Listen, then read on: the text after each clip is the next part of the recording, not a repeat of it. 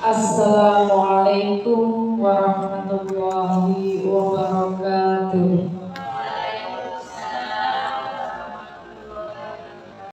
Wala quwwata illa billah, amma ba'da. Yang terhormat Kepala SD Negeri 1 Dragah Lumbang, Bapak Marsuko SPD MMPD.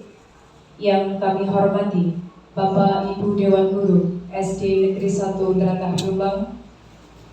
Yang kami hormati Bapak Ibu calon guru penggerak Angkatan 7 Kecamatan Kedepring. Puji syukur alhamdulillahirabbil alamin, berkat rahmat nikmat dari Allah sehingga pada pagi hari ini kita dapat berkumpul di sini di tempat yang insya Allah ridhoi dalam kegiatan desiminasi modul 1.4 budaya positif calon guru penggerak Angkatan 7 Kecamatan Kedepring Kabupaten Lamongan tahun 2023 dengan tidak kekurangan suatu apapun.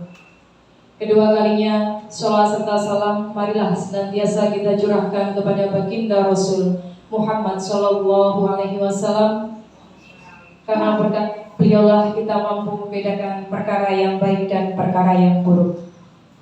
Bapak Ibu yang kami hormati, izinkan saya untuk menyampaikan susunan acara pada pagi hari ini. Yang pertama yakni pembukaan, yang kedua sambutan Kepala SD Negeri 1 Dragah Lumbang, yang ketiga penyampaian desiminasi budaya positif, dan yang keempat yakni penutup. Untuk memulai kegiatan pada pagi hari ini, marilah kita buka dengan bacaan basmalah bersama-sama. Bismillahirrahmanirrahim. Semoga kegiatan ini senantiasa membawa hal yang positif dan juga hal yang baik untuk kita semua. Amin ya rabbal alamin. Selanjutnya yakni sambutan Kepala SD Negeri 1 Dragah Lumbang.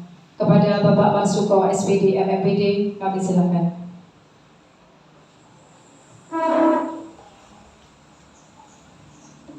Assalamualaikum warahmatullahi wabarakatuh.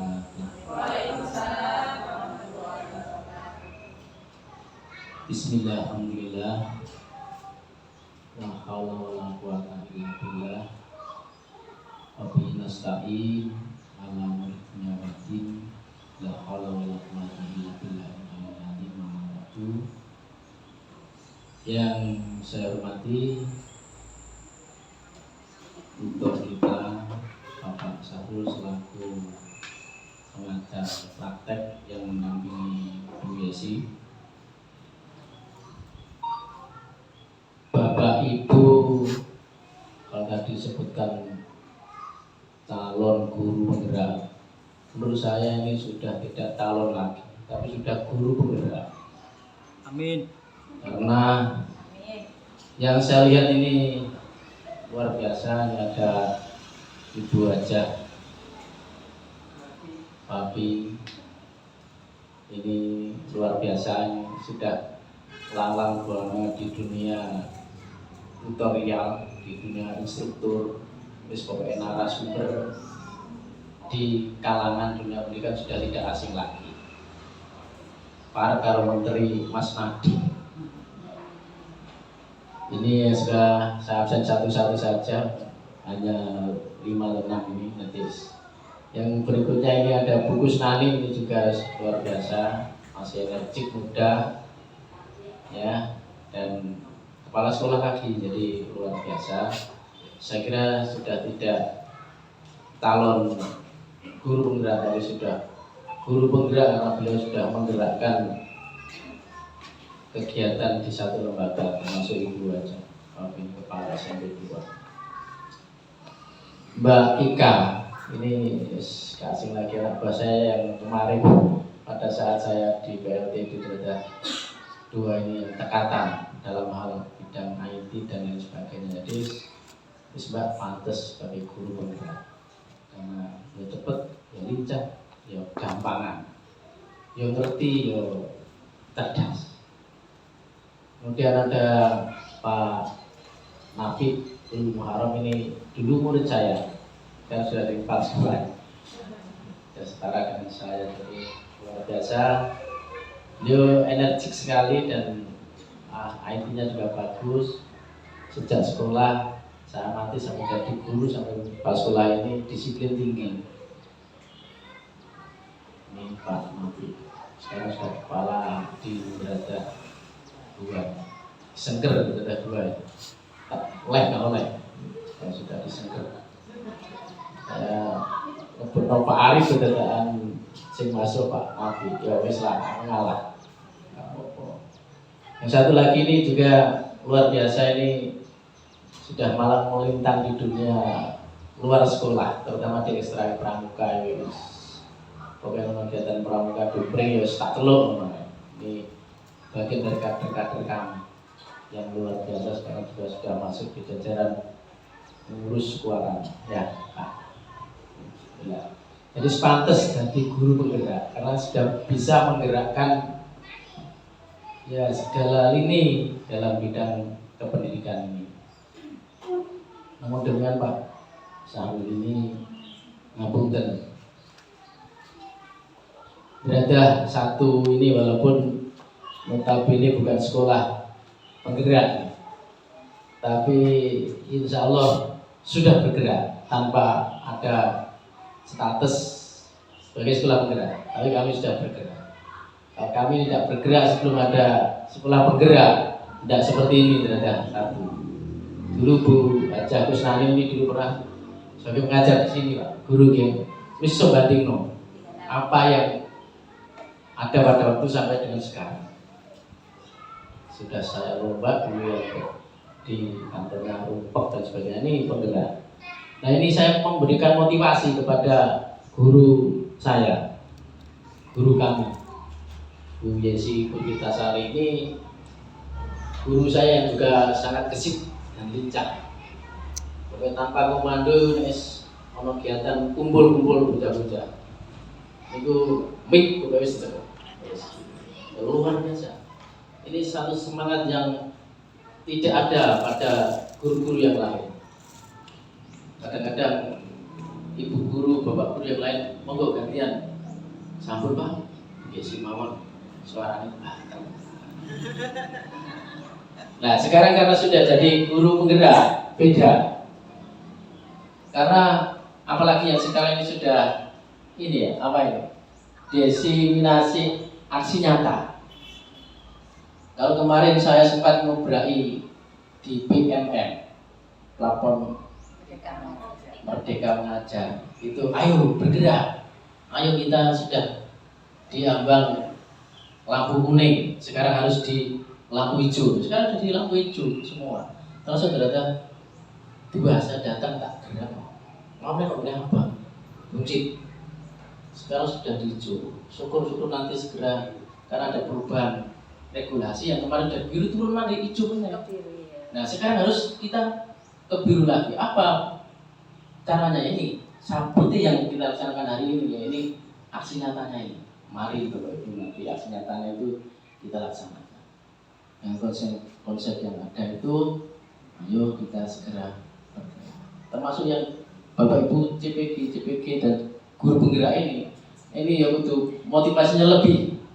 Karena di diseminasi itu menurut bahasa Inggris dari serapan bahasa Inggris, dissemination yang artinya itu mengimbaskan atau menyampaikan informasi kepada orang lain agar informasi itu bisa diterima, bisa dirangsang dan bisa dilaksanakan. Untuk bergerak, katanya dulu di Lamongan ketika kami diundang Karya itu bergerak, tergerak, bergerak dan menggerakkan. Itu masih saya respon di sini. Walaupun saya sudah tua, tapi insya Allah saya harus responsif kalau hal-hal yang penting. Pak pengajar praktek, alhamdulillah hari ini kita semua bisa melaksanakan kegiatan ini dan mudah-mudahan ini bisa menjadikan penimbasan yang bagus dan bisa dilaksanakan bagus dan bisa dipahami oleh yang menerima dan bisa dilaksanakan aktualisasinya di lapangan. Allahumma sholli ala Muhammad. Dan tidak lupa saya menyebutkan Kanjeng Nabi. Alhamdulillah hari ini karena ini saya harus cepet-cepetan Ibu ya. Ini ada WA dari dinas. Saya harus ke sana untuk datang. Saya minta Mas Doni ikut saya lah ya nanti. Biar nanti ada yang mengganti Mas proyeknya ini? Syutingnya ya. Videonya yang memegang. Karena jangan ambil setelah Jumatan Pak. Nanti kalau setelah Jumatan tidak ada petugas, mungkin ada acara. Jadi saya harus meluncur sekarang. Mohon izin Bu Yesi ya. Semoga aktualisasi diseminasi 1.4 yang berkaitan dengan budaya positif ini bisa terimbas dengan baik. Pada intinya nanti kita menjadi insan-insan yang disiplin tinggi, dijawabkannya ke anak-anak kita semua, menjadi anak-anak yang punya disiplin yang tinggi. Semoga aksi nyata ini nanti akan dipahami oleh kita semua, dan sebagai pengajar praktek Pak Sarul nanti bisa memberikan refleksi sehingga apa yang dilaksanakan oleh guru kami, dan saya harapkan semua ini bismillah insyaallah lulus sebagai guru penggerak.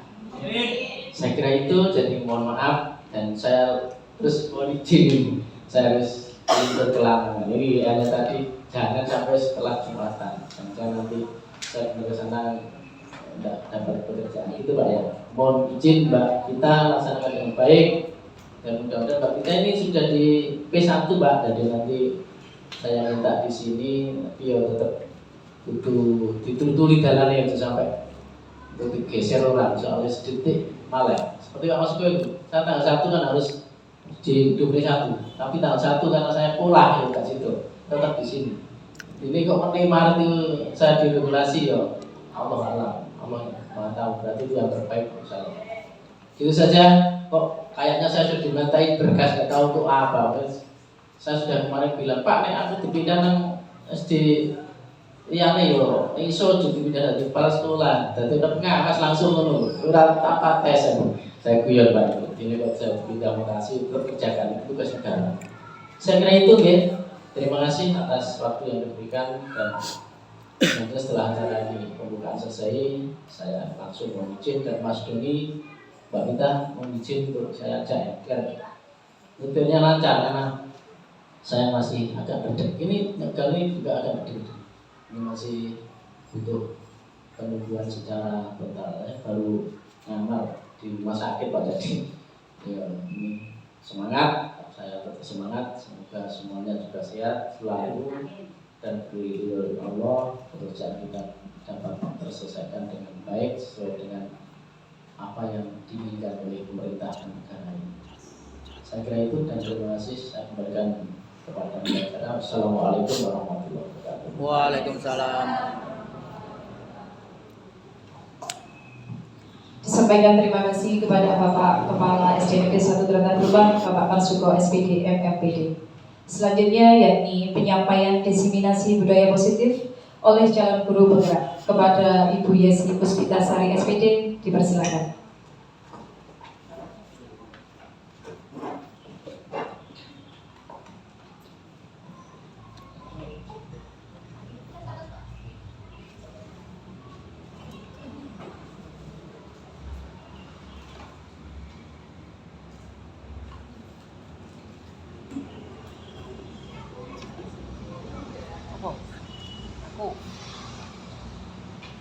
Baiklah Bapak Ibu guru sekalian, Assalamualaikum warahmatullahi wabarakatuh. Bismillahirrahmanirrahim. Alhamdulillahirabbil alamin. Assalatu wassalamu ala asrofil anbiya'i wal mursalin wa ala alihi washabbihi amma ba'du. Yang saya hormati Bapak Kepala Sekolah SD Negeri 1 Dratan Lubang, yang saya hormati Bapak pengajar praktek calon guru penggerak angkatan 7 yaitu Bapak Syahroni, yang saya hormati Bapak Ibu calon guru penggerak angkatan 7 Kabupaten Lamongan, Kecamatan Kedungring, dan yang saya hormati Bapak Ibu guru SD Negeri 1 Dratan Lubang. Puji syukur senantiasa kita panjatkan kepada Allah Subhanahu wa Ta'ala, yang mana pada kesempatan pagi yang indah ini kita dipertemukan dan berkumpul bersama dalam kegiatan belajar bersama dengan keadaan sehat walafiat tanpa kurang suatu apapun. Kedua kalinya sholawat serta salam senantiasa kita haturkan kepada Nabi Muhammad SAW, Nabi yang mengajarkan kita tentang ajaran agama Islam. Baiklah Bapak Ibu Guru sekalian, mari kita bersama-sama belajar mengenai budaya positif yang tentunya tidak asing lagi di telinga Bapak Ibu sekalian. Bapak Ibu, selama kegiatan beberapa bulan ini yang telah saya lalui sebagai calon guru penggerak angkatan 7, di situ saya mendapatkan banyak sekali pengetahuan-pengetahuan yang baru yang tentunya akan menjadikan referensi untuk diri saya sendiri sebagai seorang pengajar agar kegiatan belajar mengajar saya lebih optimal kembali. Mari Bapak Ibu sekalian kita belajar mengenai desiminasi budaya positif. Monggo kembali slide-nya. Capaian umum pada modul ini yaitu modul 1.4, yaitu memahami konsep pendidikan menurut Ki Hajar Dewantoro dengan konsep budaya dan lingkungan positif di sekolah yang berpihak pada murid. Sesuai dengan kurikulum yang sudah dicanangkan oleh Mas Menteri kita, yaitu Mas Menteri Nadiem Makarim, kurikulum kita tentunya bergeser lagi nih Bapak Ibu, menjadi sekarang kurikulum Merdeka Mengajar. Dari kurikulum K13 kita bergeser dan berpindah menjadi kurikulum Merdeka Mengajar. Yang kedua, capaian umum pada modul ini adalah melakukan evaluasi dan refleksi tentang praktik disiplin dalam pendidikan Indonesia secara umum untuk mendapatkan pemahaman baru mengenai konsep disiplin untuk menciptakan murid dengan profil pelajar Pancasila. Kemudian capaian yang ketiga pada modul ini adalah memahami peran sebagai guru untuk membangun budaya positif dengan menerapkan konsep disiplin positif dalam berinteraksi dengan murid. Monggo Bu Maya dilanjut. Yang pertama yang akan kita bahas bersama-sama atau yang akan kita pelajari bersama-sama di sini yaitu mengenai disiplin positif dan nilai-nilai kebijakan universal. Lanjut Bu Maya. Perubahan paradigma teori kontrol atau ilustrasi kontrol. Yang pertama yaitu ilusi guru mengontrol murid. Kemudian yang kedua yaitu ilusi bahwa kritik dan membuat orang merasa bersalah dapat menguatkan karakter. Kemudian yang ketiga yaitu ilusi bahwa orang dewasa memiliki hak untuk memaksa. Dari keempat teori kontrol yang ada pada perubahan paradigma ini perlu kita kaji secara bersama-sama ya Bapak Ibu Guru, yaitu yang pertama mengontrol murid, bahwa tugas kita sebagai seorang pendidik atau sebagai seorang guru, kita tentu harus mengontrol peserta didik kita atau murid-murid kita. Kita harus mengawasi dan sesuai dengan kurikulum yang sudah dicanangkan oleh Mas Nadiem, bahwa kita harus menuntun apa yang menjadi keinginan, minat dan bakat peserta didik kita. Tidak seperti guru yang tempo dulu, mungkin Bapak Ibu Guru yang lama-lama atau yang senior saya mungkin kalau dulu kita memaksakan kehendak kita atau kita harus murid ini harus pandai, harus disiplin, harus pintar. Targetnya seperti itu. Tapi kalau sekarang beda lagi ya Bapak Ibu Guru. Kita sebagai seorang guru kita hanya menuntun murid. Apa yang menjadi keinginan, bakat yang ada pada diri peserta didik kita harus kita pacu sampai benar-benar peserta didik itu memperoleh hasil yang sesuai dengan minat dan bakatnya masing-masing. Kemudian ilusi yang kedua yaitu bahwa kritik dan membuat orang merasa bersalah dapat menguatkan karakter. Mungkin itu dulu Bapak Ibu Guru. Kalau kita mengkritik, dulu kita suka mengkritik peserta didik kita, mungkin suka kita mohon maaf ya, suka kita menjudge anak didik kita, suka kita membunuh karakter anak didik kita dengan mungkin ada perkataan 1, 2, 3 yang tanpa kita sadari itu dapat membunuh karakter peserta didik kita. Kemudian yang ketiga adalah ilusi bahwa semua penguatan positif efektif dapat bermanfaat. Mungkin dengan kalau sekarang itu kegiatan-kegiatan ya Bapak Ibu Guru, dengan adanya kurikulum yang baru ini, cara mengajar kita adalah dengan bermain. Mungkin dengan kalau untuk jenjang SD kita belajar sambil bermain. Beda dengan dulu, tidak sama sekali berbeda Bapak Ibu. Kalau sekarang mungkin lebih nyantai ya, kita mengajar juga nyantai, tapi tuntutannya juga harus bisa diterima oleh anak didik kita. Monggo Bapak Ibu Guru ini ya, kali santai-santai dinikmati seadanya, jangan seadanya. Kemudian yang keempat yaitu ilusi bahwa orang dewasa memiliki hak untuk memaksa. Itu mungkin masih seputar dunia yang kolot nih Bapak Ibu Guru.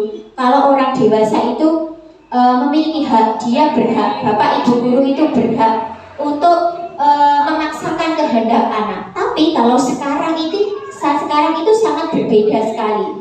Kalau sekarang malah kita mengikuti apa yang menjadi kemauan anak-anak kita, mengikuti apa yang menjadi keinginan mereka. Tugas kita adalah mengawalnya sampai dengan sukses. Itu ya Bapak Ibu Guru. Monggo dilanjut Bu Maya. Yang selanjutnya yaitu nilai-nilai kebajikan universal. Nilai-nilai kebajikan adalah sifat-sifat positif manusia yang merupakan tujuan mulia yang ingin dicapai setiap individu. Nilai-nilai tersebut bersifat universal dan lintas bahasa, suku, bangsa, agama maupun latar belakang. Yang pertama, setiap perilaku atau perbuatan memiliki suatu tujuan. Yang kedua, dengan mengaitkan nilai-nilai kebijakan yang diyakini seorang, maka motivasi impliksiknya akan terbangun sehingga menggerakkan motivasi dari dalam untuk dapat mencapai tujuan yang mulia yang diinginkan. Kemudian yang ketiga adalah nilai-nilai kebijakan yang ingin dicapai oleh setiap anak Indonesia. Kita kenal dengan profil pelajar Pancasila yang tentunya dari jenjang SD sudah kita kenalkan dari peserta didik kita, yaitu kelas 1 dan kelas 4 penerapannya. Mungkin tahun ini mungkin semuanya ya yang diimbaskan, tidak hanya kelas 1 sampai kelas 4. Kita masuk di kurikulum Merdeka Belajar dan mencetak anak-anak didik kita yang sesuai dengan profil pelajar Pancasila. Profil pelajar Pancasila terdiri dari 6 segmen. Yang pertama yaitu beriman dan bertakwa kepada Tuhan Yang Maha Esa dan berakhlak mulia. Kemudian yang kedua adalah mandiri. Yang ketiga adalah bernalar kritis. Yang keempat berkebinekaan global. Dan yang kelima bergotong royong. Dan yang terakhir adalah kreatif. Sudah ada lagunya nih Bapak Ibu Guru, tentunya tidak asing lagi oleh Bapak Ibu Guru, apalagi Bapak Ibu Guru di jenjang SD. Mungkin setiap hari ini sudah digembor-gemborkan atau dinyanyikan secara bersama-sama dengan peserta didiknya. Monggo Maya dilanjut. Selanjutnya yaitu mengenai disiplin. Disiplin ini artinya belajar Bapak Ibu Guru. Tentunya Bapak Ibu Guru semua sudah perso, sudah mengetahui bahwa apa sih yang dinamakan disiplin itu. Disiplin artinya belajar.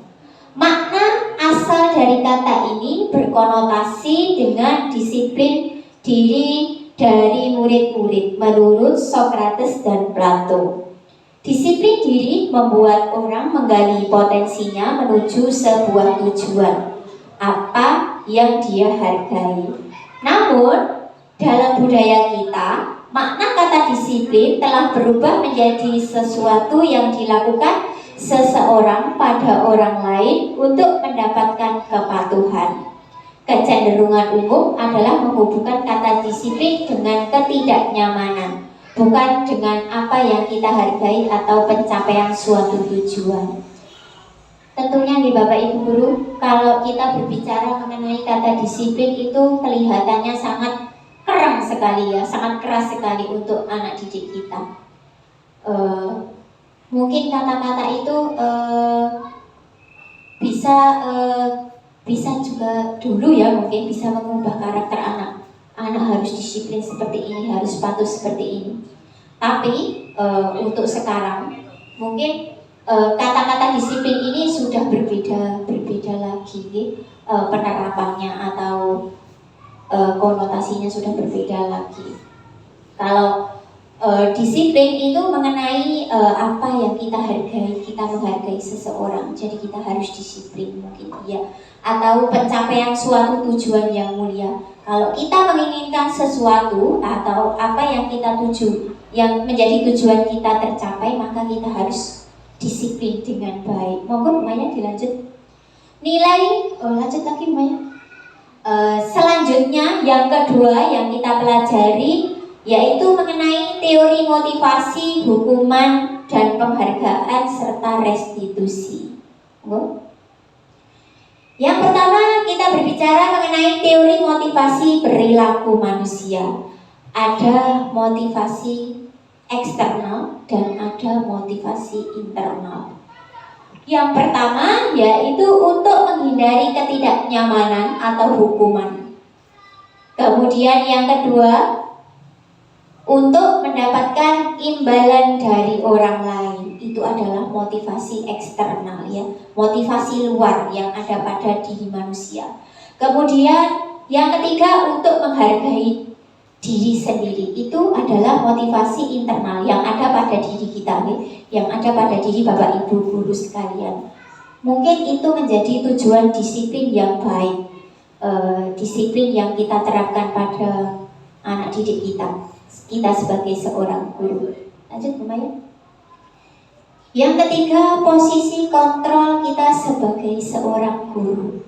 Yang pertama adalah penghukum, kemudian yang kedua pembuat merasa bersalah, yang ketiga sebagai teman, kemudian posisi kontrol yang keempat sebagai pemantau, dan posisi kontrol yang kelima adalah sebagai manajer. Lanjut Bu Maya. Kemudian sebelum kita bahas mengenai posisi kontrol yang tadi, kita berbicara dulu apa yang dimaksud dengan restitusi. Restitusi adalah proses menciptakan kondisi bagi murid untuk memperbaiki kesalahan mereka, sehingga mereka bisa kembali pada kelompok mereka dengan karakter yang lebih kuat. Restitusi juga merupakan proses kolaboratif yang mengajarkan murid untuk mencari solusi untuk masalah mereka dan membantu murid berpikir tentang orang seperti apa yang mereka ingin, tujuan mereka atau tujuan mulia mereka, dan bagaimana mereka harus memperlakukan orang lain. Setelah kita berbicara mengenai restitusi, di sini ada ciri-ciri restitusi yang terdiri dari 9 ciri-ciri. Yang pertama, bukan untuk menebus kesalahan, namun untuk belajar dari kesalahan. Kemudian restitusi yang kedua adalah memperbaiki hubungan. Restitusi yang ketiga ciri-cirinya yaitu tawaran, bukan paksaan. Dan yang keempat, restitusi menuntut untuk melihat ke dalam diri.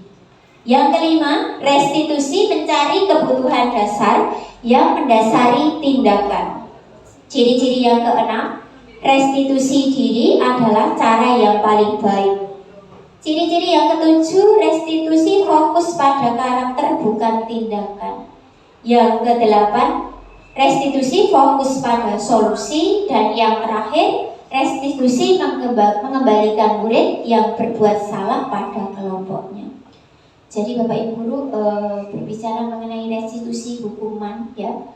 Kalau hukuman mungkin cenderung memberikan kita biasanya sebagai seorang guru. Mungkin dulu ya, kalau sekarang sudah berbeda lagi. Mungkin dulu kita suka menghukum murid kita. Padahal sebenarnya menghukum murid itu bukan solusi yang terbaik Bapak Ibu. Yang betul itu adalah kita memberikan restitusi kepada murid kita. Kita menawarkan, kemudian kita mencari jalan keluarnya untuk memecahkan suatu masalah yang dihadapi oleh peserta didik kita dengan baik, dengan cara kita melakukan restitusi, bukan dengan cara menghukum peserta didik kita. Lanjut, Maya. Yang ketiga, pembelajaran yang ketiga yang kita belajar bersama ya, kita bahas bersama-sama, yaitu mengenai keyakinan kelas.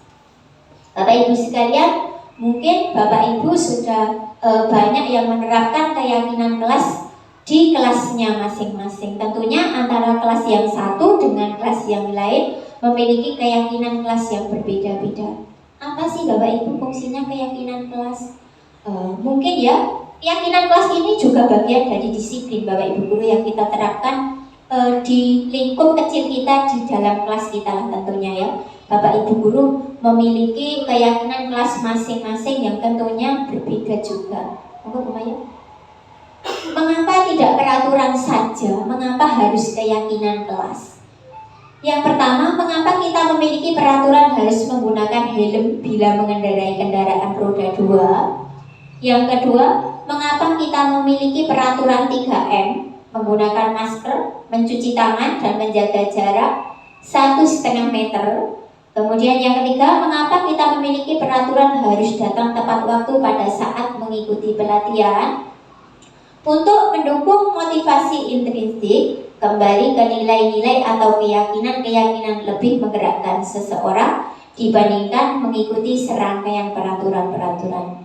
Bapak Ibu, terutama untuk mungkin anak SD.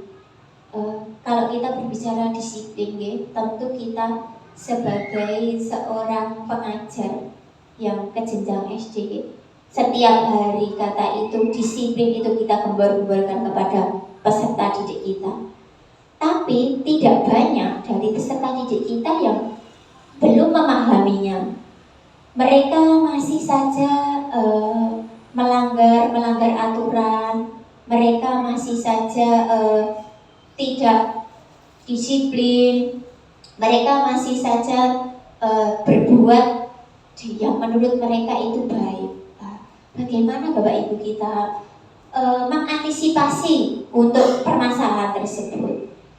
Untuk mengantisipasi masalah tersebut, kita harus melakukan atau membuat keyakinan kelas. Jangan peraturan Bapak Ibu. Kalau peraturan kan kesannya kita memaksa peserta didik kita harus melakukan apa yang kita inginkan. Tapi kalau kita melakukan keyakinan kelas, tentunya keyakinan kelas itu proses menciptakan keyakinan kelas dengan cara kita mengumpulkan semua peserta didik kita yang ada di kelas. Kita buat peraturan-peraturan yang ada di kelas, kita sepakati bersama supaya peserta didik kita sama-sama mengerti dan mereka bertanggung jawab atas kesepakatan yang mereka yakini atau mereka bentuk secara bersama-sama. Lanjut, Kumaya. Kemudian ini adalah contoh pembuatan keyakinan kelas yang saya terapkan di kelas 5 Bapak Ibu Guru. Yang pertama ini saya mengajar di kelas 5 Bapak Ibu. Saya menerapkan keyakinan kelas ini bersama peserta didik saya. Yang pertama saya menerangkan kenapa kita harus membuat keyakinan kelas, supaya kelas kita menjadi kelas yang disiplin. Semua anak-anak bisa mematuhi dan anak-anak masing-masing memiliki tanggung jawab yang penuh untuk menjaga satu sama lain. Selanjutnya, setelah saya membagikan kertas Bapak Ibu Guru ke peserta didik saya kelas 5, kami semua sepakat untuk membuat keyakinan kelas yang bunyinya sangat bermacam-macam. Di antara jumlah kelas murid saya ada 32 anak, satu kelas 5 itu. Yang keyakinan kelasnya ada yang sama dan ada yang berbeda. Setelah semuanya kami keyakinan itu saya tempelkan ke depan biar semua teman-temannya membacanya. Kemudian lanjut Bu Maya. Kemudian kami kesepakati bersama. Saya sebagai wali kelas 5, kami menyepakati hasil dari keyakinan kelas yang dibuat oleh anak-anak. Yang pertama yaitu masuk ke dalam kelas dengan tepat waktu, yaitu pukul 7:15 karena di SD kami pukul 7 kurang 15 menit sudah bel masuk. Kemudian kita melaksanakan kegiatan yang rutin kita lakukan yaitu senam pagi. Setelah senam pagi, pembiasaan yang kedua yang kami lakukan di SD kami adalah melakukan doa bersama. Kemudian setelah itu kami baru masuk ke kelasnya masing-masing. Dan kesepakatan kelas atau keyakinan kelas yang kedua adalah mengikuti kegiatan berdoa di awal dan akhir pembelajaran. Jadi semua anak-anak itu harus mengikuti. Kalau tidak kenapa kami sepakati seperti ini Bapak Ibu? Karena untuk kelas 5 Bapak Ibu, itu anak dalam masa anak-anak menuju ke transisinya ya, dari anak-anak menuju ke lebih dewasa lagi gitu. Itu susah Bapak Ibu guru diatur, terutama untuk berdoa. Saya kenapa melakukan kesepakatan seperti ini? Karena setelah saya teliti dan saya lakukan langsung pemahaman terhadap anak-anak, ternyata banyak anak-anak yang tidak mengikuti berdoa, terutama anak laki-laki, terutama yang bangkunya di deretan belakang. Berhubung jumlah murid kami itu lumayan ya Bapak Ibu, jadi kalau kita tidak membuat kesepakatan seperti ini, anak-anak juga seenaknya sendiri, tidak mengikuti doa di awal dan di akhir pelajaran. Kemudian kesepakatan yang ketiga yang kami sepakati adalah saling menghargai dan menghormati sesama warga kelas. Jadi tidak hanya menghormati yang ada teman-temannya yang ada di dalam kelas saja, di luar kelas, kakak kelasnya, adik kelasnya saling menghormati, itu wajib ya. Kemudian kesepakatan yang keempat yaitu memperhatikan ketika Bapak Ibu guru memberikan materi. Tidak sedikit Bapak Ibu guru, anak-anak itu mungkin ya kalau kita menyampaikan materi cenderung monoton, mereka itu bosan. Kalau tidak diselingi dengan bermain, tentunya mereka itu bosan. Terus dari kejenuhan mereka, dari kebosanan itu, anak-anak bicara sendiri, tidak memperhatikan apa materi yang kita sampaikan. Kemudian kesepakatan yang terakhir adalah kita di dalam kelas semuanya harus bahagia. Itu penting Bapak Ibu guru ya. Karena kalau tidak bahagia, apapun materi pembelajaran yang kita sampaikan kepada anak didik kita tidak dapat mereka terima dengan baik. Itu tadi kesepakatan kelas yang contoh kesepakatan kelas yang saya sepakati di kelas 5. Monggo lanjut Maya. Sekarang kita mari belajar bersama mengenai perbedaan hukuman dan konsekuensi. Yang pertama, hukuman adalah sesuatu yang menyakitkan harus terjadi. Yang kedua, hukuman membuat anak sakit, baik fisik maupun hati, untuk jangka waktu yang lama. Yang ketiga, anak membenci kedisiplinan. Yang keempat, hukuman adalah paksaan. Yang kelima, hukuman adalah mendorong anak menyakiti diri sendiri. Yang keenam, hukuman konsep diri yang buruk. Yang keenam, hukuman adalah anak belajar untuk menyembunyikan kesalahan. Yang ketujuh, hukuman adalah marah, rasa bersalah, dipermalukan, merasa tak dihargai. Betul nih Bapak Ibu guru, sebenarnya hukuman itu untuk tidak baik untuk anak didik kita. Ya itu tadi, kita kan tadi sudah berbicara restitusi. Yang baik adalah melakukan restitusi. Karena hukuman itu cenderung menyakiti hati anak kita sampai kapanpun gitu Bapak Ibu Guru. Kalau tanpa kita sadari, misalnya kita menghukum anak kita dengan kata-kata yang tidak bisa diterima dengan baik oleh anak didik kita, sampai mereka dewasa tentunya mereka pasti akan mengingatnya. Oh iya, bahwa dulu saya pernah dihukum oleh ibu guru saya, oleh bapak ibu guru saya seperti ini. Sampai saya sakit hati, sampai sekarang pun saya sakit hati. Biasanya sih seperti itu Bapak Guru. Tapi saya yakin Bapak Ibu Guru untuk saat ini adalah Bapak Ibu Guru yang hebat, yang tidak pernah melakukan hukuman, tapi melaksanakan restitusi. Kemudian konsekuensi, sesuatu yang harus terjadi. Yang kedua adalah konsekuensi membuat anak merasa tidak nyaman dan dalam jangka waktu yang pendek. Yang ketiga, konsekuensi anak menghargai disiplin. Yang keempat, stimulus tambahan. Yang kelima, konsekuensi mendorong anak agar mudah menyesuaikan diri. Yang keenam, konsekuensi adalah konsep diri yang baik. Yang keenam, konsekuensi adalah anak belajar untuk mematuhi peraturan. Yang keenam, konsekuensi adalah kehilangan hak, dibuat tidak nyaman, diasingkan untuk sementara atau time out. Oke, Bapak Ibu Guru. Tentunya hukuman dan konsekuensi ini hampir memiliki kesamaan, tapi di sini juga ada perbedaannya. Yang tadi sudah ada dan sudah bisa Bapak Ibu Guru persani pada layar di depan ini. Monggo Bu Maya dilanjut. Yang keempat, materi pembelajaran keempat yaitu kebutuhan dasar manusia dan dunia berkualitas. Lanjut Bu Maya. Kebutuhan dasar manusia. Manusia itu memiliki 5 kebutuhan dasar. Yang pertama adalah kebutuhan bertahan hidup. Kemudian kebutuhan yang kedua adalah kasih sayang dan rasa diterima. Yang ketiga adalah penguasaan. Yang keempat kebebasan. Dan yang terakhir adalah kesenangan. Kelima aspek ini merupakan kebutuhan dasar manusia. Lanjut Bu Maya.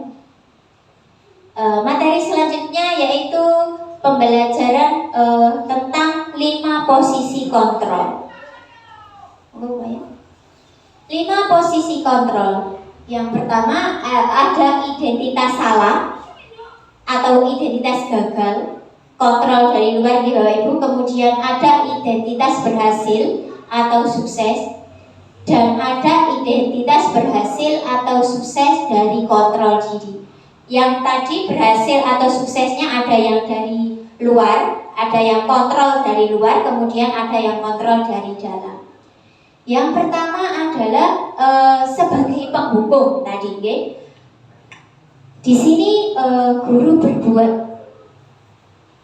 menunjuk-nunjuk, menyakiti, itu adalah menghukum. Sebenarnya antara menghukum, membuat orang merasa bersalah, teman, pemantau, manajer, itu semuanya harus dimiliki oleh Bapak Ibu Guru.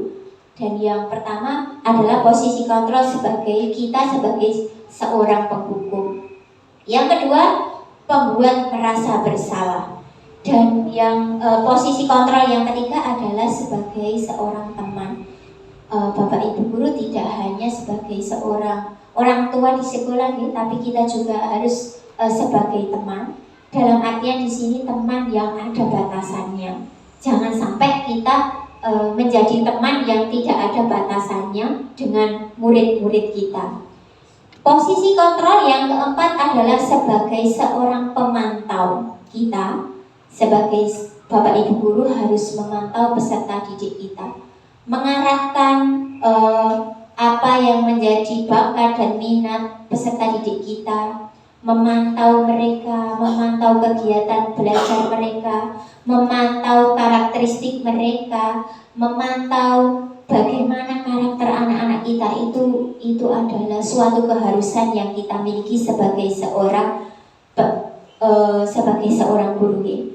Kemudian posisi kontrol yang kelima adalah sebagai seorang manajer. Nah, di sini Bapak Ibu Guru bisa memecahkan masalah apa yang dihadapi oleh peserta didik kita. Kemudian berbicara mengenai posisi kontrol, ada identitas yang gagal, kemudian ada yang identitas yang sukses. yang termasuk posisi kontrol identitas gagal atau dari luar diri kita adalah kita sebagai seorang penghukum dan pembuat orang merasa bersalah. Jadi posisi kontrol yang gagal itu yang tidak bisa diterapkan adalah kita sebagai seorang penghukum dan sebagai pembuat orang merasa bersalah. Kemudian identitas berhasil atau sukses yang berasal dari luar diri kita, yaitu kita sebagai seorang teman atau pemantau. Tadi sudah dibicarakan bersama, kalau kita sebagai guru itu juga bisa sebagai teman, juga bisa sebagai seorang tua, juga bisa sebagai seorang atasan di dalam kelas maupun di lingkup kelas maupun di luar kelas. Kemudian identitas berhasil yang berasal dari kontrol diri kita adalah sebagai seorang manajer. Kita harus bisa menjadi seorang penengah di sini, Bapak Ibu Guru, untuk peserta didik kita, terutama anak-anak yang memiliki masalah dalam pembelajaran.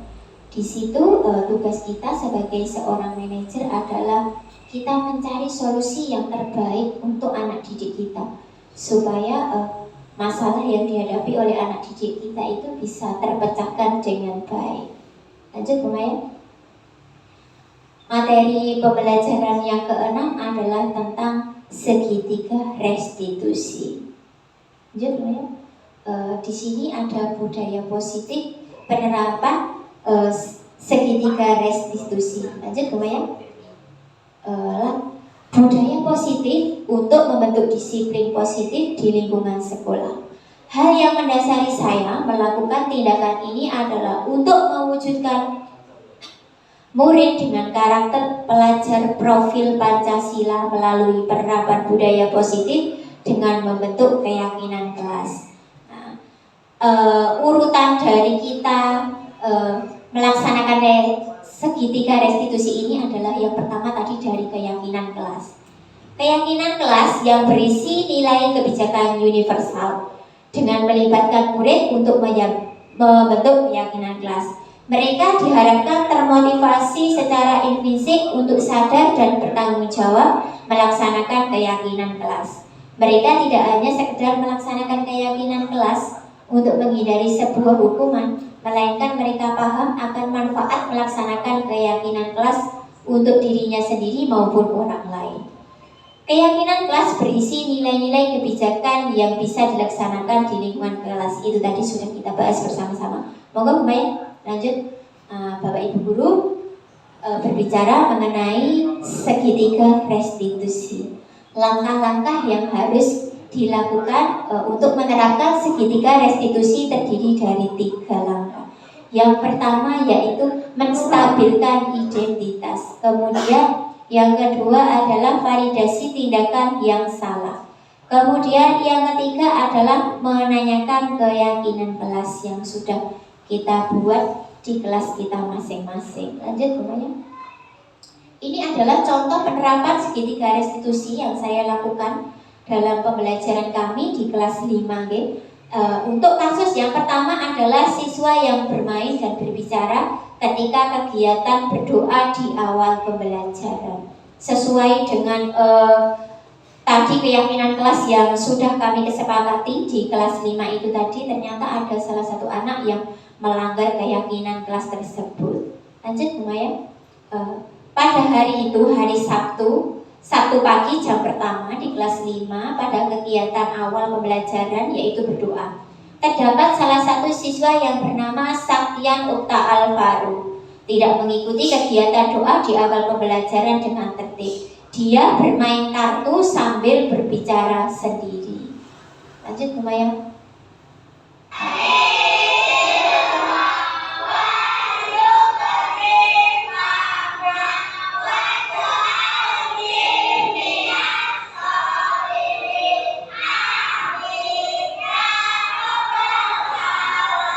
Ini saya amati ya anaknya, ternyata dia itu bicara sendiri bermain kartu. Kemudian saya dekati dan saya tepuk bahunya. Lanjut, Bu Maya.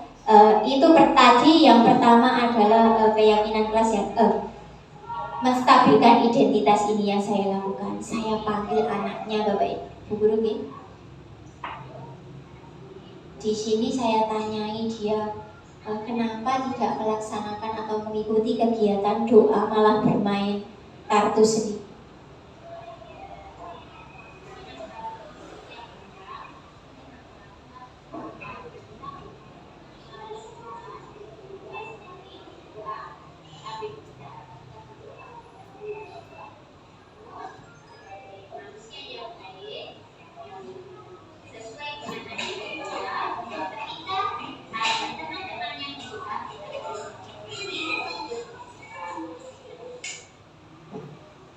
Setelah menstabilkan identitas, kemudian langkah kedua yang saya lakukan adalah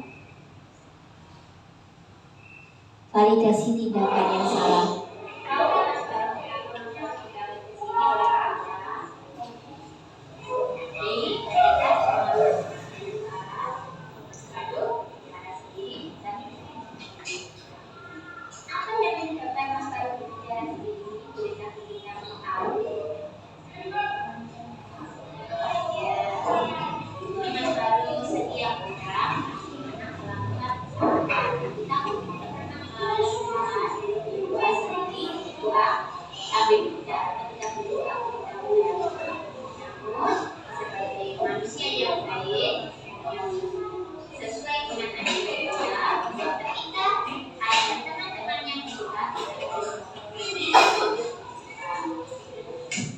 Lanjut Bu Maya, tindakan yang terakhir yang ketiga adalah saya menanyakan keyakinan kelas yang sudah kami sepakati bersama-sama.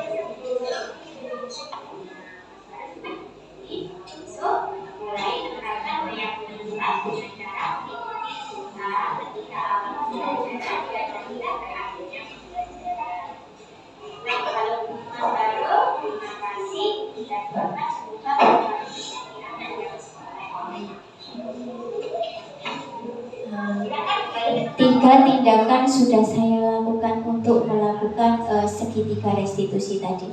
Lanjut Bu Maya. Kemudian kasus kedua ini kita skip saja Bu Maya, langsung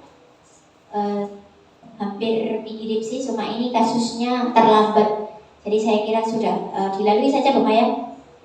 Lagi lanjut.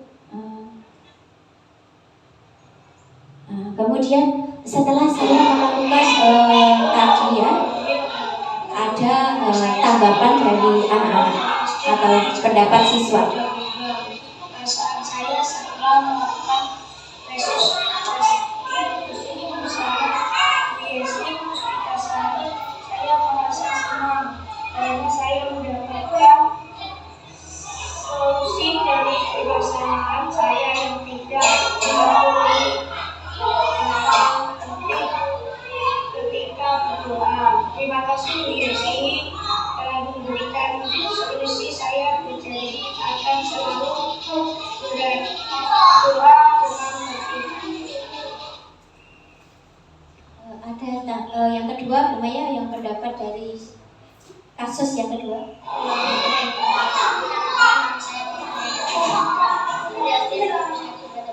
Perasaan saya setelah melakukan restitusi bersama BSI, saya merasa senang karena saya mendapatkan solusi dari permasalahan saya yang dapat di sekolah.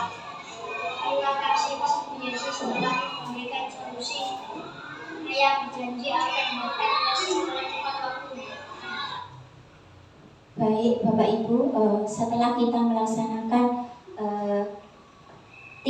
segitiga restitusi atau kegiatan segitiga restitusi itu, kita juga perlu menanyakan kepada anak-anak kita bagaimana pendapat mereka setelah dilakukan restitusi, apakah mereka senang atau mereka malah sakit hati, itu juga perlu kita tanyakan pendapat anak-anak didik kita. Lanjut, kesimpulannya di sini saya menyimpulkan bahwa penanganan kasus yang dilakukan oleh guru dengan menggunakan pendekatan segitiga restitusi, diharapkan guru dapat memposisikan dirinya sebagai manajer dengan mengajukan pertanyaan-pertanyaan yang bermakna, yang membuat murid menjadi lebih mandiri, percaya diri, dan bertanggung jawab. Lanjut, Bu Maya. Terima kasih ya Bapak Ibu Guru. Mungkin kegiatan belajar kita pada siang hari ini sudah berada di titik terakhir, di penghujung terakhir yang sudah kita pelajari bersama-sama tentang disiplin positif. Dari kegiatan belajar ini mungkin ada Bapak Ibu Guru yang ingin menanyakan atau ingin menyampaikan unek-uneknya. Monggo saya persilahkan. Monggo Bu Kusnani barangkali. Oh iya Bu Afi. Terima kasih Ibu Desi.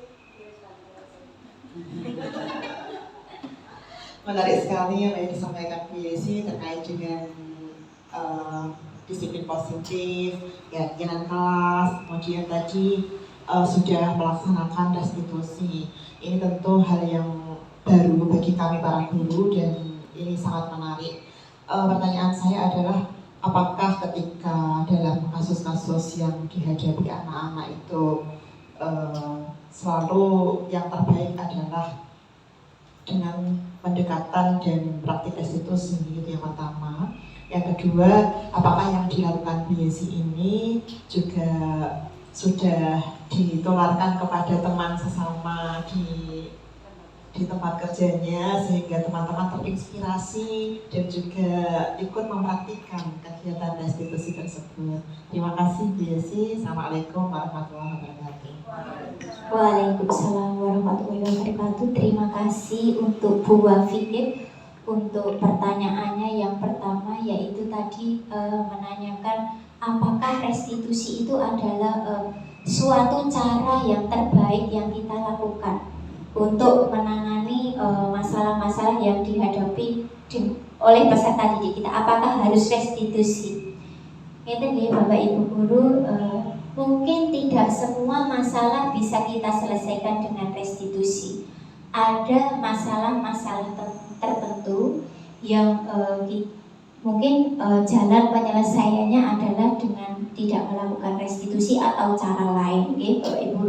Tapi untuk sementara melakukan restitusi ini adalah langkah yang terbaik yang kita lakukan sebagai seorang guru, karena menghukum itu ya, berbicara hukum menghukum, sebenarnya menghukum adalah kegiatan yang atau tindakan yang kurang baik yang kita laksanakan atau tidak berhasil, bisa dikatakan sebagai identitas gagal ya Bapak Ibu Guru.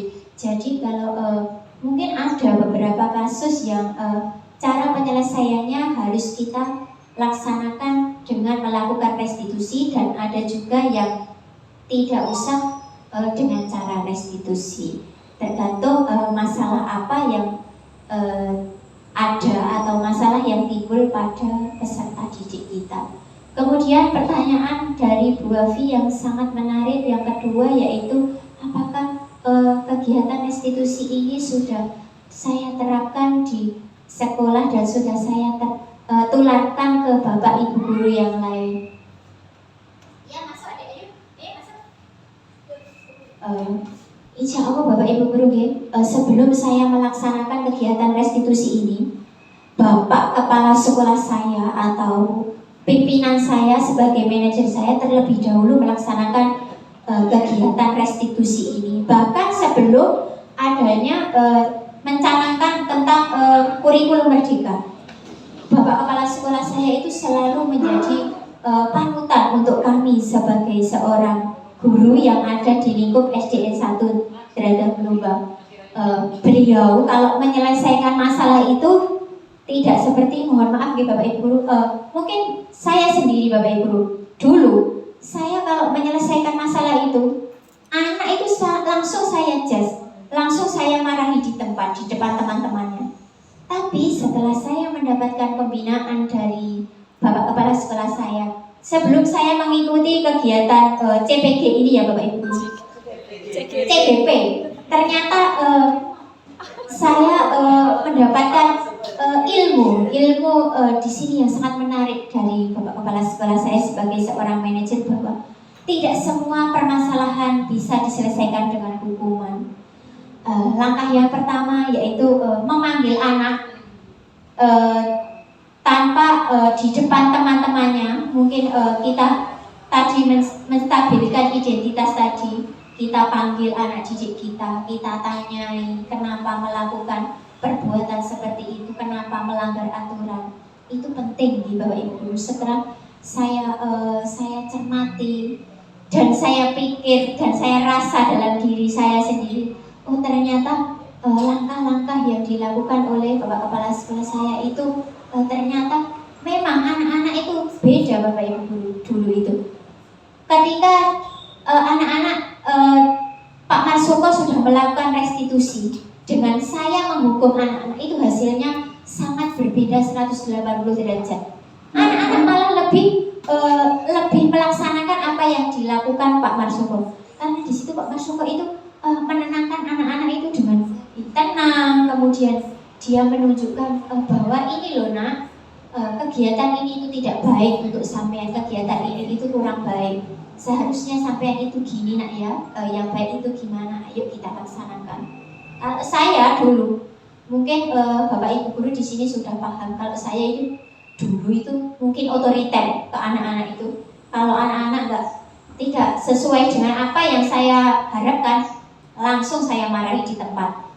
Tapi setelah saya sendiri mendapatkan restitusi dari Bapak Kepala Sekolah saya, ternyata iya, memarahi anak itu tidak baik, tidak bagus. Buktinya setelah saya marahi, anak-anak tidak jerah, malah lebih anak-anak itu malah lebih dia bahkan boten niki Pak, nggak takut sama sekali dengan saya. Malah saya ini dianggap angin Pak, nggak diperdulikan dulu itu gitu.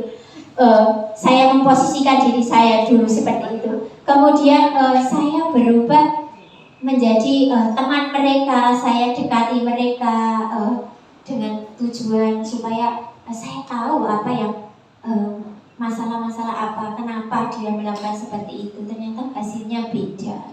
Tanpa saya otoriter seperti dulu, ternyata anak-anak sekarang, kalau saya sudah saya membiasakan diri seperti pagi, selamat pagi anak-anak hebat.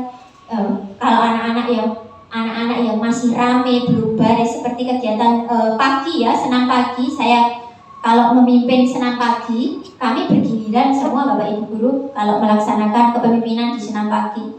Kalau anak-anak masih belum disiplin, tidak saya marahi Bapak Ibu Guru sekarang, tapi saya berikan kata-kata gini, anak-anak hebat SDN 1 Derajat Gelombang yang belum baris, yang belum mendapatkan tempat, yang belum bisa disiplin, Bu Pita doakan ya, semoga kelak kalian menjadi anak-anak yang lebih disiplin lagi, kelak kalian menjadi anak-anak yang soleh dan solehah, seperti itu. Setelah saya gembor-gemborkan kata-kata seperti itu, anak-anak langsung disiplin semuanya Bapak Ibu, tanpa otoriter. Ayo kamu harus disiplin, sudah tidak berlaku lagi. Mungkin dulu iya Bapak Ibu Guru, sampai tetangga kanan kiri sekolah saya itu ada yang mengkritik saya, katanya Bu Guru itu suaranya cepreng, kok senengane kok ngonoki murite kok di konoki kaya ngono. Ya memang Bapak Ibu Guru nggih, anak-anak kita berbicara, anak-anak apalagi anak-anak SD itu susah Bapak Ibu Guru kita mengendalikan mereka itu. Kalau kita tidak sabar, ekstra sabarnya, wah luar biasa, bisa-bisa darah tinggi. Mungkin dulu iya Bapak Ibu Guru, saya sepaneng nggih. Tapi kalau saat sekarang saya lebih santai menghadapi mereka. Saya jadikan teman. Saya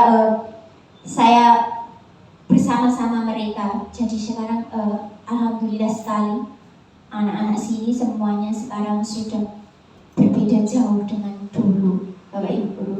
Itu kalau Bu Wafi untuk ke teman-teman yang lain, mungkin teman-teman semuanya sudah tanpa saya harus menginstruksikan, tapi Bapak Kepala Sekolah saya sudah memberikan contoh terlebih dahulu. Jadi kita semua sama-sama melaksanakannya dengan bersama-sama. Oke, bisa diterima Bu Wafi, ya? Terima kasih Bu Wafi atas masukannya yang indah ini. Ya. Mungkin barangkali Bapak Ibu guru yang lain masih ada.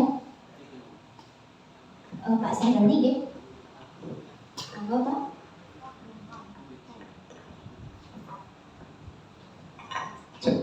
Terima kasih. Assalamualaikum warahmatullahi wabarakatuh. Salam dan bahagia. Tepuk tangan untuk Bu Desi. Terima kasih.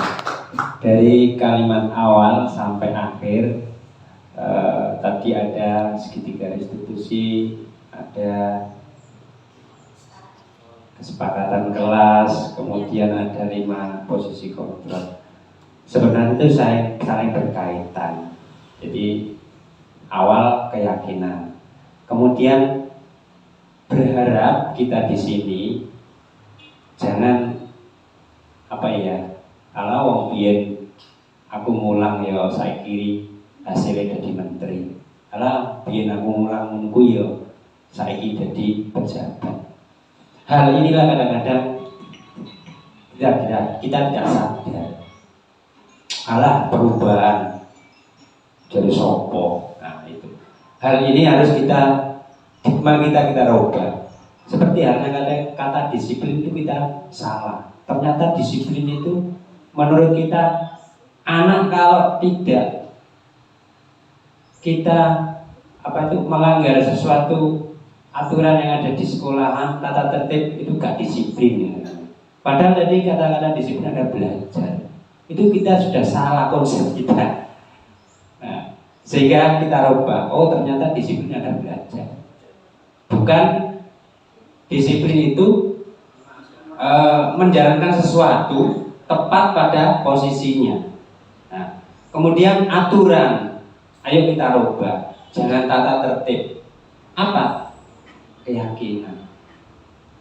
Awalnya memang aturan, tapi posisi selanjutnya menjadi keyakinan. Nek aku gak ngene, seperti tadi, helm itu merupakan aturan. Tapi kalau kita tidak sadar diri, takut karena nanti ditangkap polisi, apakah itu aturan? Iya. Tapi kita rubah. Nek aku kanggo helm, kok nek tiba bablas kabeh lah. Berarti keyakinan. Nah, dari keyakinan kemudian segitiga restitusi tadi. Memang betul segitiga restitusi itu adalah hal yang baik. Gak langsung menjustis anak. Berdiri di depan kelas, bersihkan lantai. Nah, bukan itu. Tapi apa? Dipanggil. Nah, tadi kenapa kok melakukan itu? Dikembalikan kepada dirinya sendiri. Saya gini-gini. Jangan memberi solusi. Tuh, kok memberi solusi? Biar solusinya dicari sendiri. Itu tujuannya akan timbul intrinsik tadi. Kalau solusinya kita berikan, berarti masih berharap instinktif timbul pada dirinya sendiri, sehingga kita bukan menjadi solusi atau problem solving apa itu namanya counseling, tetapi kita sudah menjadi coaching. Nah, ini kita rubah. Selama ini guru termasuk kita sendiri sebelum mengenal kurikulum Merdeka ini, Yusmunku mau teko terlambat dihukum tidak sesuai dengan konsekuensinya. Apa? Wae pelajaran dihukum Melayu. Dan itu sering tetangga kita, tetangga kelas maksudnya. Karena apa? Yusuf ngomong halah ngono-ngono yo dadi presiden. Nah, jangan. Hal ini kadang-kadang kita tidak bisa menerima itu. Kemudian yang paling terakhir, posisi kontrol kita tadi 5 seharusnya di mana? Di manajer. Selama ini kita posisi kontrol di penghukum. Kita rubah. Bagaimana ya? Ya kita belajar. Dengan segitiga restitusi tadi, otomatis kita nanti arahnya ke posisi kontrol yang terakhir. Apa? Manager. Kalau kita melakukan segitiga restitusi. Karena apa? Segitiga restitusi itu dikembalikan ke anak. Menstabilkan tadi posisinya. Walau Pak Guru Bian pernah melakukan itu, nah nggak apa-apa. Saya juga pernah melakukan. Nah nanti akhirnya kalau melakukan seperti itu baik apa tidak, nanti kan akan sadar sendiri. Nah itu terima kasih. Ini sebagai penguatan, mungkin itu berarti mulai dari keyakinan kelas, kemudian mulai dari segitiga restitusi, kemudian dari 5 posisi kontrol itu saling berkaitan. Dan yang paling terakhir adalah filosofi KHD. Selama ini kita itu jadi diri Indonesia itu sudah lama, dari dulu-dulu. Sekolah itu masih takut gak oleh nilai. Bahkan orang tua itu ya kadang-kadang menyekolahkan anak itu pingin nilai ini apik. Termasuk guruna saiki gak dirubah. Engko nek gak nilai KKM, padahal sekarang sudah nggak ada KKM. Jangan takut memberi nilai 4. Lebih baik daripada kita memberikan nilai 7 tapi tidak sesuai dengan profil Pancasila. Artinya apa? Nilai dan nilai itu yang diraih oleh guru dan orang tua. Ayo kita arahkan sekarang yang dikejar adalah profil pelajar Pancasila. Jadi karakter. Sehingga kemarin rapot, sebelum memberi rapot internal, kalau P5-nya belum diisi tidak muncul. Gitu. Jadi karakter nilainya P5-nya itu baru dikerjakan setelah itu rapot yang internalnya itu. Nah, kadang-kadang gini, masih ada pertanyaan gini. Di SMP nanti juga nilai Pak, di SMA juga nanti nilai. Ya memang ini baru peralihan. Jangan takut kok itu Pak Menteri kok. Saya ini menirukan Pak Menteri. Tangan panjangnya Pak Menteri. Kadang-kadang guru itu ini, Pak lah di SMP saya nilai kok. Ya memang perombakan ada 2 kurikulum ini belum disekat sama sekali. Kurikulum Merdeka dan kurikulum K13. Nah mungkin karena ini selentingan kurikulum 2013 yang akan datang atau tahun yang akan datang ini, di tahun pelajaran berikutnya ini adalah seluruh kelas sudah melaksanakan IKN, implementasi kurikulum Merdeka. Dan yang saya sayangkan kadang-kadang itu malah saya masih milih 1, mandiri belajar, tetapi tidak ingat bahwa itu sudah IKN. Lah wong sudah IKN kok 13 ya dipakai terus. Maksudnya apa? Keseluruhan utuh 13. Padahal sajane 13 tapi dicari yang penting-penting saja. Artinya apa? KD-KD yang esensial dicari, dipitati. Kemudian penerapannya cara ngajar juga cara kurikulum. Tadi sudah Bu Yesi, sudah teman-teman katanya kepala sekolah sudah menerapkan. Nah, monggo berawal dari kepala sekolah, kemudian Bapak Ibu jangan takut, perubahan itu harus kita rubah.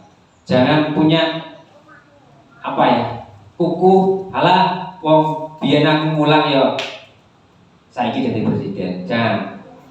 Terus jangan juga punya pikiran alah besok menteri ganti lagi, jangan. Ada pertanyaan gini, kalau ada seperti pertanyaan itu tanyakan aja pada dirinya. Coba besok tahun 2030 pakaian apa yang kamu gunakan? Kan ada jawabnya. Saya tahun 2030 saya pakai apa? Pakaian warna apa? Saya nggak bisa jawab. Iya kan? Begitu juga sebaliknya. Besok kurikulum berubah, ya juga bisa jawab. Makanya kurikulum yang ada ini kita ikuti. Terima kasih, dan sebagai saya beri oplos untuk Bu Yesinya. Assalamualaikum warahmatullahi wabarakatuh. Waalaikumsalam warahmatullahi wabarakatuh. Terima kasih Pak Sandoni selaku pengajar praktek saya sudah memberikan penguatan tentang budaya positif. Baiklah Bapak Ibu guru sekalian, kegiatan belajar bersama kita pada siang hari ini semoga dapat bermanfaat untuk kita semua Bapak Ibu guru, dan dapat kita terapkan pada lembaga pendidikan kita masing-masing dan kelas kita masing-masing. Di sini saya sebagai penyampai materi, apabila ada kurang dan lebihnya mohon maaf yang sebesar-besarnya. Billahi taufik wal hidayah wa ridha wal inayah. Wassalamualaikum warahmatullahi wabarakatuh. Sekali lagi kita berikan tepuk tangan untuk Ibu Yesi Puspitasari, Bapak Ibu. Terima kasih atas materi yang telah dipaparkan dan senantiasa membuka pikiran kita tentang hal-hal yang baru, dan kita terapkan pembaharuan tersebut sesuai dengan karakteristik peserta didik. Kita telah melalui kegiatan pertama, kedua, dan ketiga, dan kita sudah berada di akhir kegiatan, yakni penutup. Pada kegiatan penutup ini, marilah kita tutup dengan bacaan hamdalah bersama-sama. Alhamdulillahirabbil alamin. Semoga kegiatan ini senantiasa membawa hal-hal yang positif untuk kita, dan kita senantiasa menjadi insan yang mau belajar dan terus mengikuti perubahan yang ada. Akhir kata, saya sebagai pembawa acara mohon maaf apabila ada kata-kata yang salah. Akhir kata, wassalamualaikum warahmatullahi wabarakatuh. Waalaikumsalam warahmatullahi wabarakatuh. Monggo disekitaken nggih.